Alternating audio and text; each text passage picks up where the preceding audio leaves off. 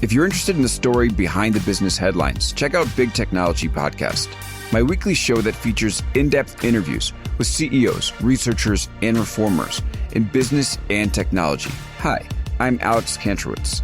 I'm a longtime journalist, CNBC contributor, and the host of the show. I empty my Rolodex every Wednesday to bring you awesome episodes, so go check out Big Technology Podcast. It's available on all podcast apps. Would love to have you as a listener. From LinkedIn News, I'm Jessie Hempel, host of the Hello Monday podcast. Start your week with the Hello Monday podcast. We'll navigate career pivots. We'll learn where happiness fits in. Listen to Hello Monday with me, Jessie Hempel, on the LinkedIn Podcast Network or wherever you get your podcasts. Hello, my friends, and welcome to another exciting episode of Negotiate Anything.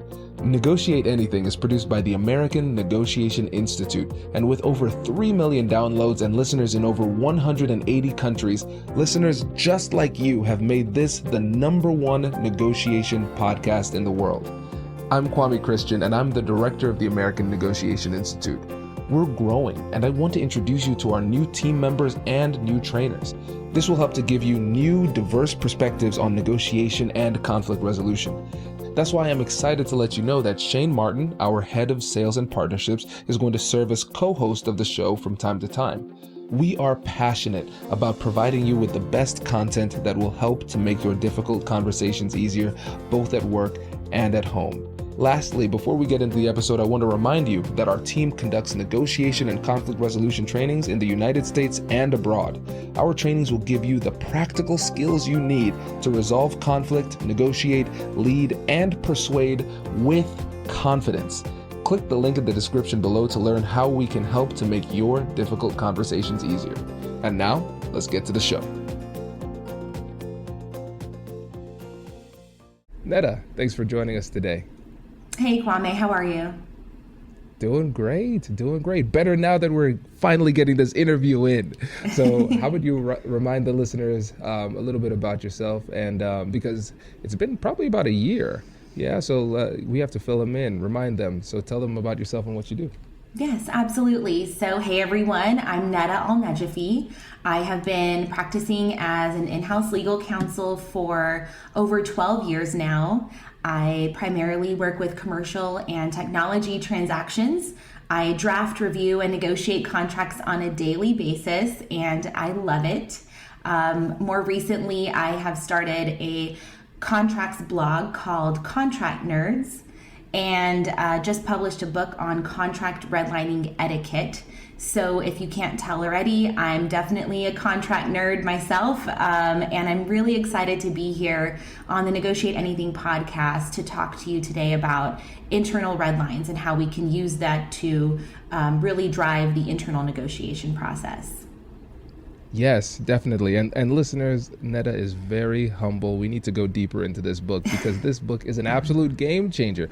Because as a fellow attorney, when it comes to contract redlining negotiations, that is part art, part science, and a major skill that lawyers just go out and wing it.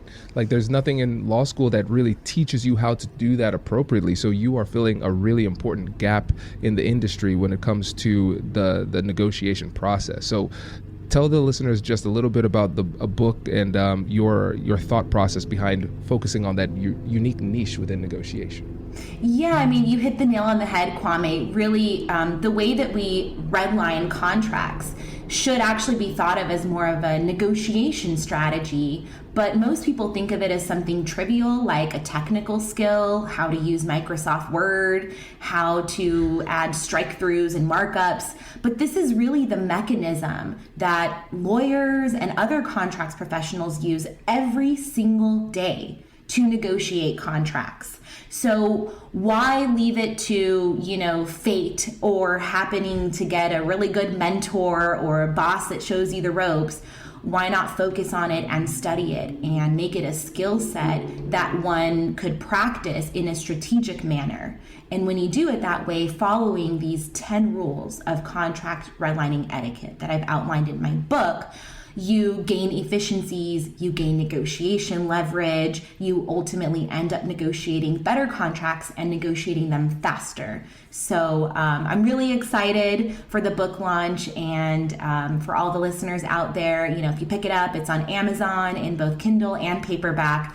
Please let me know what you think. Shoot me a note on LinkedIn. I'd love to hear your feedback. Oh, that's great. That's great. And yeah, everybody, there's going to be a link in the description of the episode as well. And Netta, one thing that we know is that, yes, telling people what's in it for them is really important when it comes to getting people to do something. But fear is even better as a motivator. So tell them one scary thing that could happen if they don't know how to use this process of contract redlining in their negotiations. Sure. One really scary thing is that you could make a mistake that ends up costing your company thousands, hundreds of thousands, or millions of dollars because you're not properly running the redlining process. You're not managing it closely, and you're not running it in a way that you can validate it easily at the end. So be careful out there, and don't use Redlines as a whimsical side note. Use it purposefully and strategically. This is great. So it sounds like the book is for people who want to get better at negotiation, and also people who don't want to lose exorbitant amounts of money because of mistakes that they made. Yes, exactly. And Kwame, I really do want to thank you for writing the foreword to my book, because listening to your podcast about 2 years ago is one of the things that inspired me to put myself out there and begin posting on LinkedIn and talking about a field that I love, which is contract negotiations. And, listening to your podcast really inspired me to do that. And you wrote an excellent foreword to my book that seriously brought tears to my eyes. So thank you so much for your support. I appreciate it. No, it was my pleasure. Thank you for for trusting me with that. And whenever anything is produced by me, it's produced by my team. So it's always a team effort. So we're glad that you enjoyed it.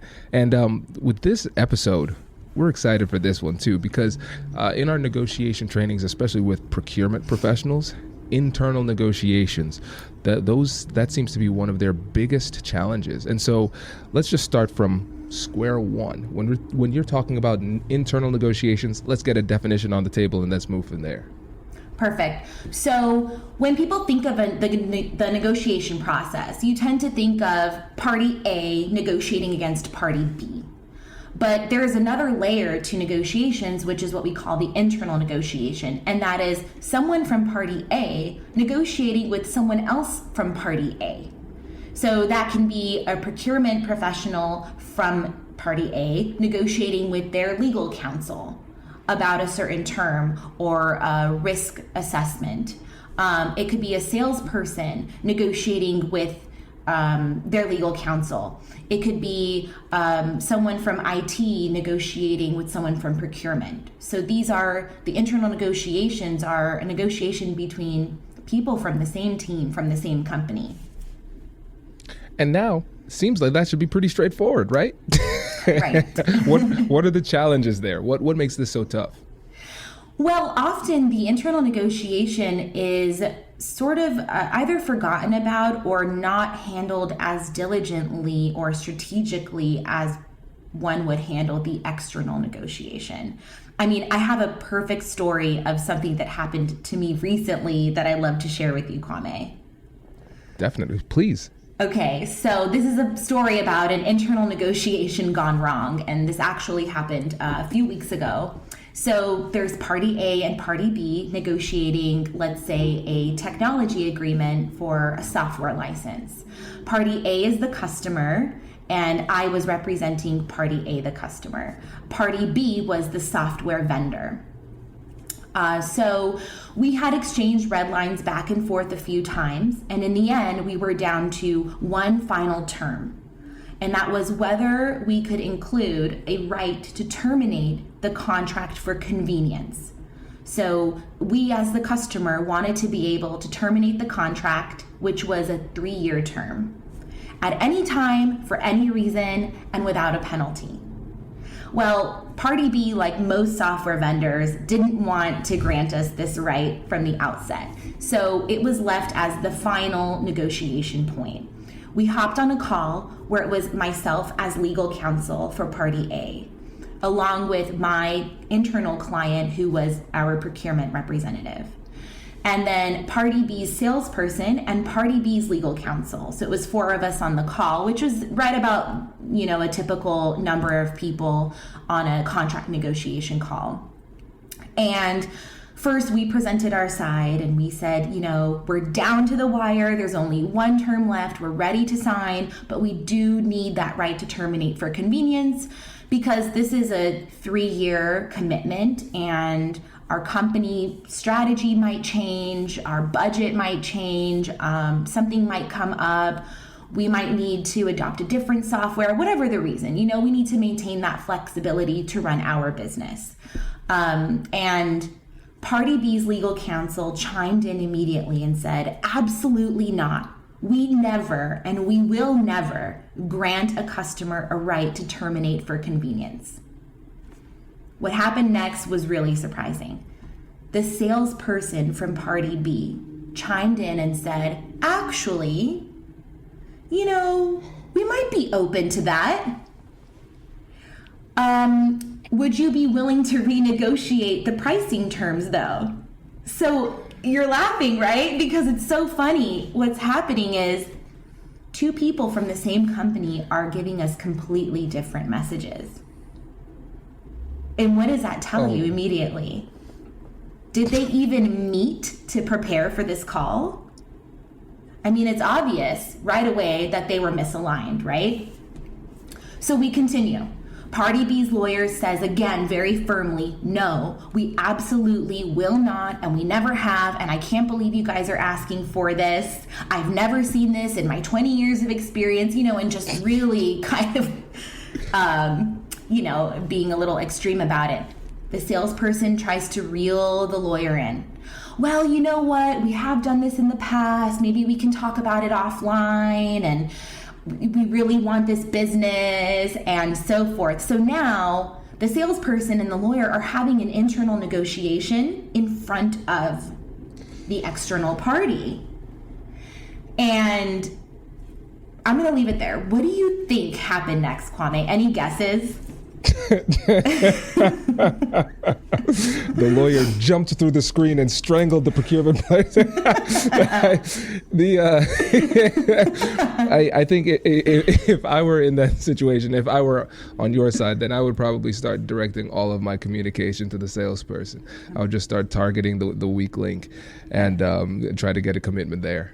Yes. So you said it right. Now you identify, as a negotiator, you identified a weak link, that the parties are not aligned internally, and they've now said something inconsistent, but one of those things is in your favor. And how do you really attach to that part and kind of put the other one behind you?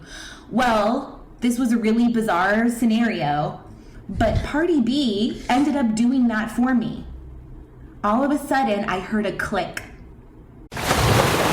Raise the rudders! Raise the sails! Raise the sails!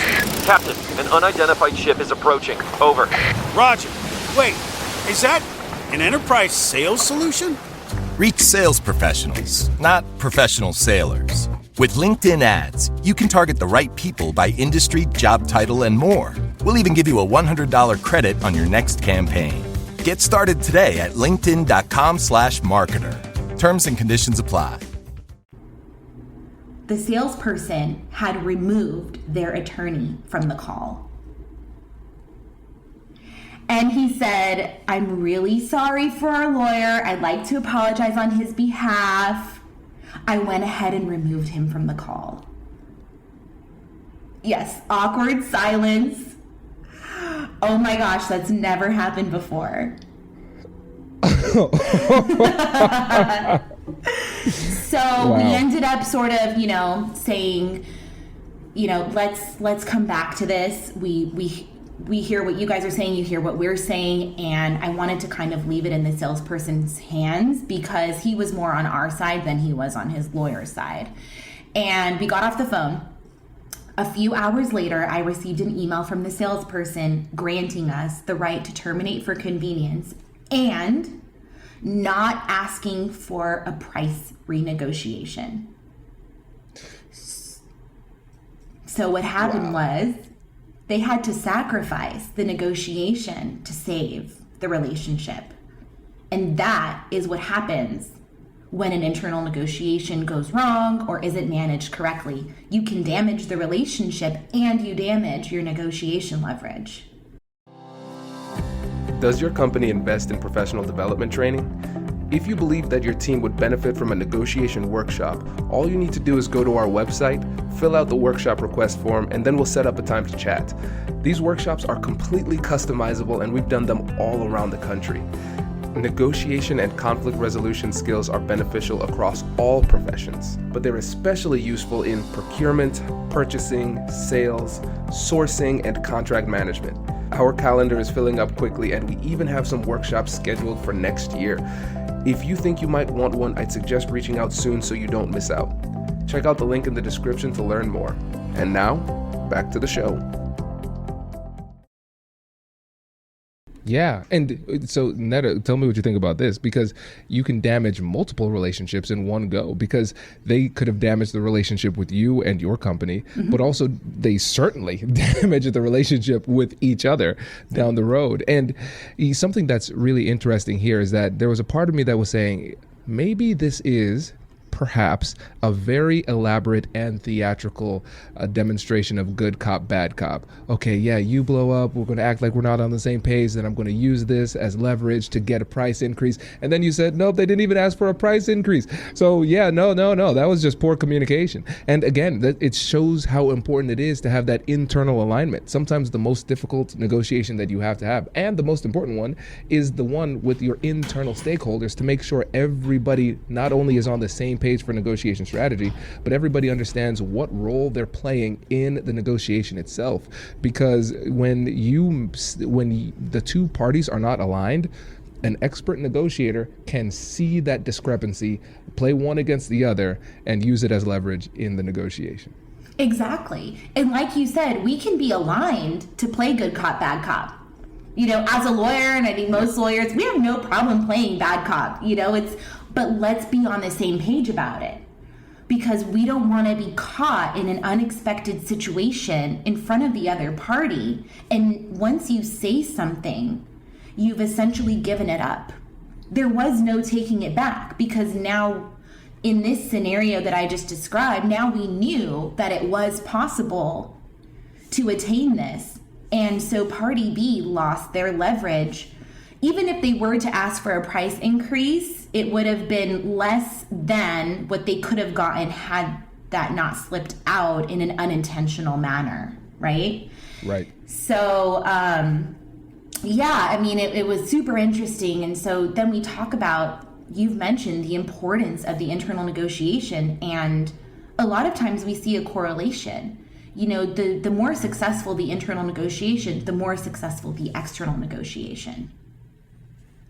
So how do we prepare for that type of success? How do we set ourselves up for success? Really, we see so many different ways to manage negotiations, but in my point of view, one of the roadblocks and the reasons that internal negotiations can be so difficult is because we don't have a method for managing the internal negotiation process.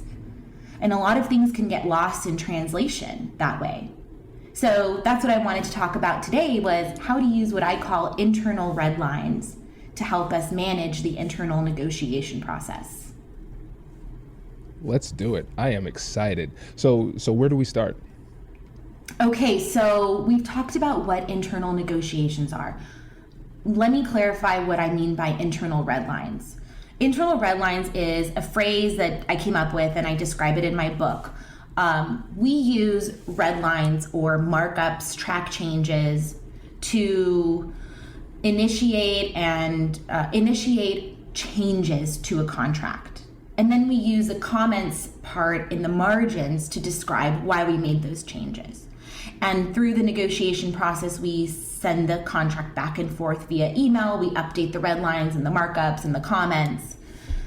But how do we use the redlining process with our internal team members?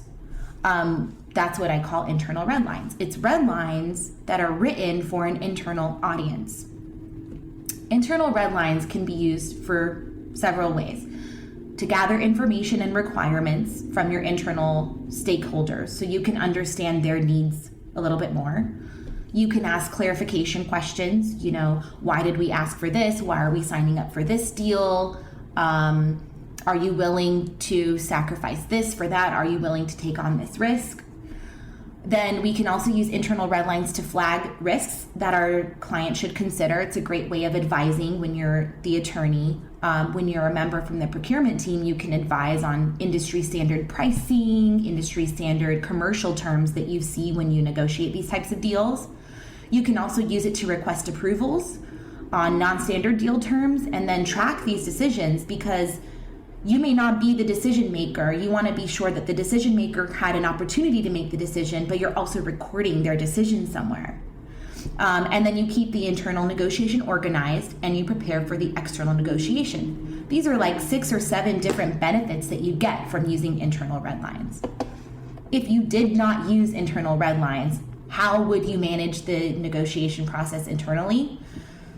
Sometimes you might get an email. Sometimes you might get a text message. Sometimes someone might send you a Teams chat.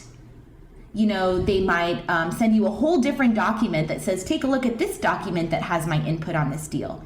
So you're essentially getting input from so many different places about one contract. And that makes it really difficult to manage and to see the bird's eye perspective of everyone's input to help you put the deal together and really design the deal in a way that meets your client's needs. This is something that I haven't heard before. This is a really unique perspective, and I really like it. And it makes me wonder, just based on your knowledge of the industry, since most people are not doing it in this structured fashion, correct me if I'm wrong, but it sounds like it's just chaotic. Like that's just the standard. Yes, it can absolutely be chaotic. And that means that you're missing a lot of things. You're not connecting the dots. It's also taking way longer than it needs to take, right? And whoever is managing the contract negotiation piece is also having to serve as an admin role too, because you're copying and pasting and bringing it in, to one document. So it wastes time, which ultimately wastes money. And it disrupts the connection. We want to use internal red lines to build collaboration, to build connection, to make the parties feel like they're a part of it. But also so that your internal parties can be talking to one another, not just to you. You might be representing multiple internal parties in one deal, and they might each have a different perspective on the same point. So when it comes to me as the lawyer, I can field it and facilitate it and say, well, your point of view is different from this point of view. Let's now all 3 of us talk about it, and align on it. I like to use a car analogy when I'm talking about internal red lines. So Kwame, what is your dream car that either you have or you want to buy one day? Yeah, the next car is the 2022 Hummer EV. That's the next one. Oh, cool. Yeah. I didn't know Hummers made EV. All right. So let's say the Hummer. All right. So I described the contract document as a vehicle. So let's call the contract your Hummer. You're in the driver's seat, Kwame. You're the lawyer. You're driving your Hummer down the road. And to your right, you see one of your internal clients. Let's say they're procurement. And procurement's kind of waving at you. They have something to say about the Hummer. You have 2 choices. You can roll your window down and shout at them, yeah, what do you think about it? Or you can unlock your door and say, come on in. So my preferred method that I recommend is invite procurement in to the Hummer. When they're in the Hummer, you're all in the same vehicle and you're going in the same direction. Now procurement's in. You're continuing down the road, and IT is over there waving. IT comes into the vehicle. Now you're all in, and you're going down the road, and when you're all in the same vehicle, you're more likely to end up at the same destination than if someone's riding a bike next to you, or someone's over across the street and you're shouting at them, or you have to pull over just to talk to someone else. It's going to slow you down.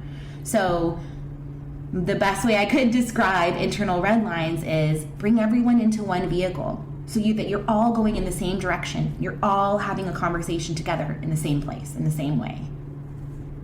That is a great metaphor, and as you describe it, it seems so obvious because we're saving time, we're saving energy, we're saving frustration, we're avoiding stress and all of those different types of things, and ultimately we end up in the same place and we can move through this process in alignment. This is great. Mm-hmm. And one of the things that you mentioned is that this can not only save time but also save money, and I really want to make this abundantly clear to people who are having these types of negotiations, because I think everybody appreciates the value of the time that they can save and the stress that they can save by managing this process effectively and getting this alignment.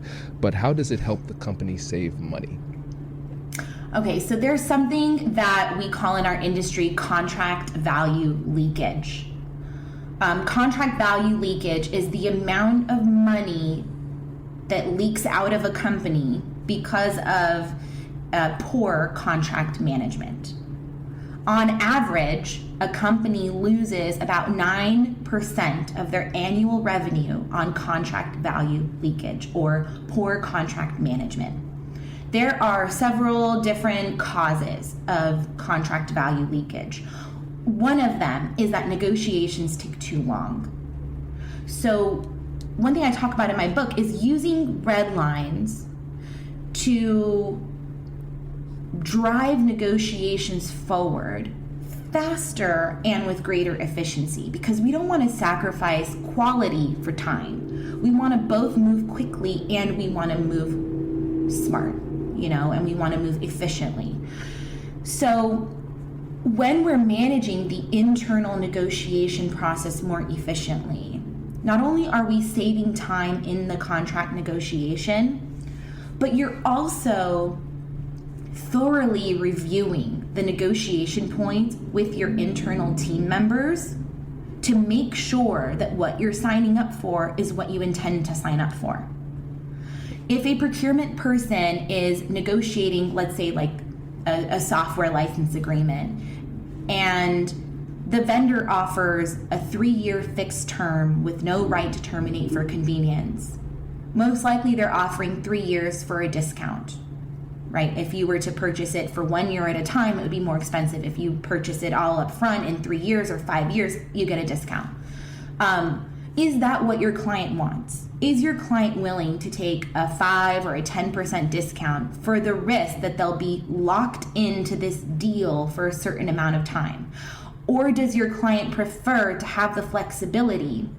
So if you lock in for 3 years without making sure your client's okay with that, and later, after the 1 year passes, your client is like, wait a minute, I thought we could just terminate at this point. I only had budget approval for 1 year, and we knew the whole time that we were building something similar in-house. Why didn't anyone ask me about this?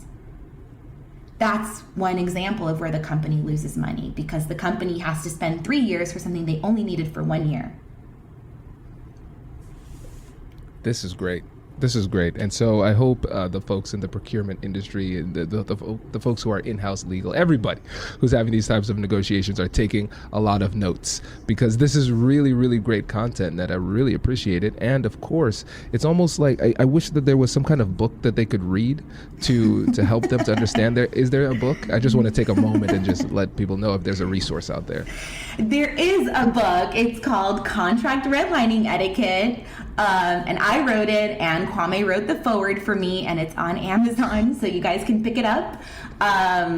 What I actually really like about the book is that sometimes it's difficult to describe this and kind of picture it in your head, but the book actually has sample red lines and images in there where you can see how we go through the internal redlining process, because there's a color coding method to it that I use and that I highly recommend others use to keep yourself organized amongst multiple parties. And I'll do my best to describe it here.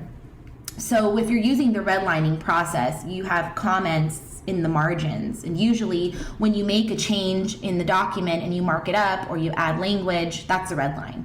And then you should add a comment that describes why you added that red line. That's something we talk about in our previous podcast episode from last year. But when you're working with different internal parties, you need to make sure that like IT is reviewing the comments for IT and sales is reviewing the comments for sales, because they don't necessarily need to get too sucked into all of the legal terms and conditions and all of that. You want your internal clients focused on their subject matter expertise. So if I want to ask the business a question, I will highlight the comment in blue, because I say blue for business. That helps me remember it in my head.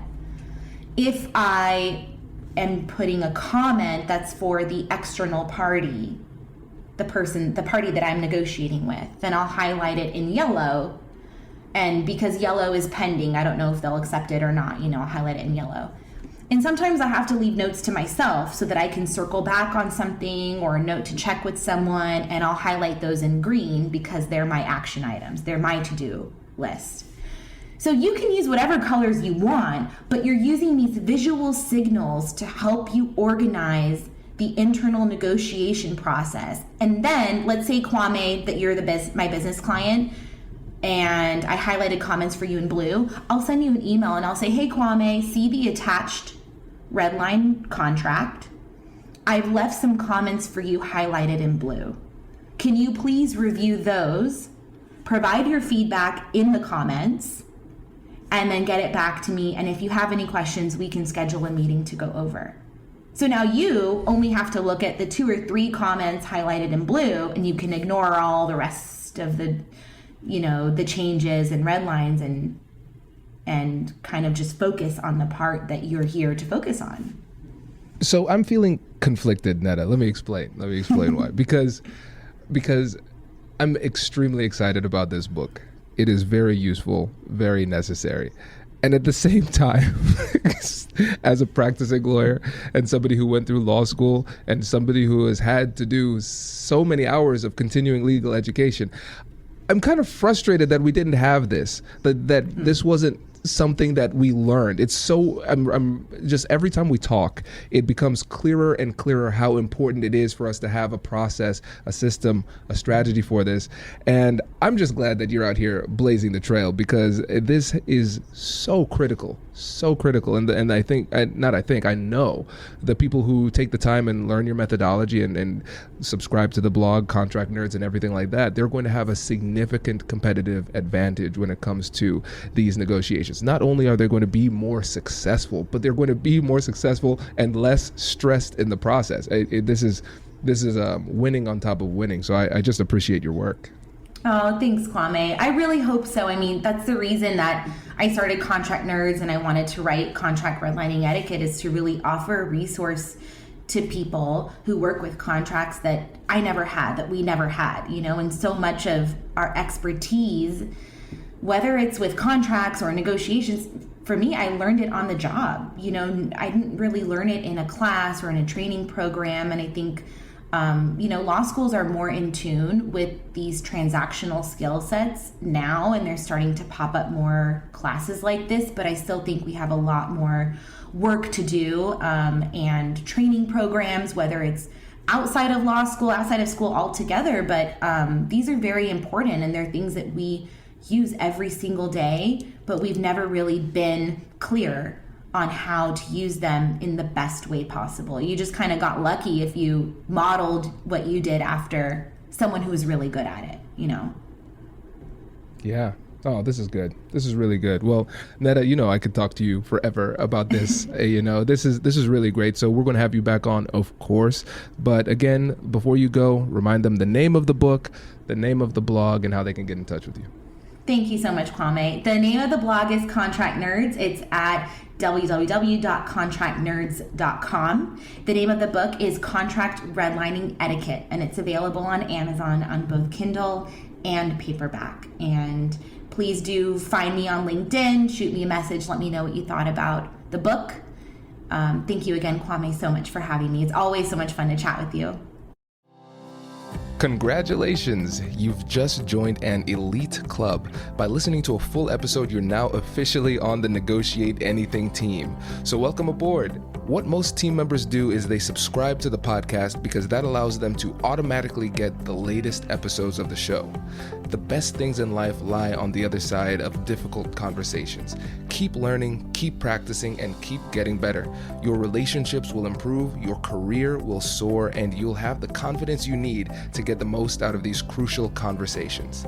Again, thank you for joining the team. We're excited to have you, and I will see you in the next episode. I'll catch you later.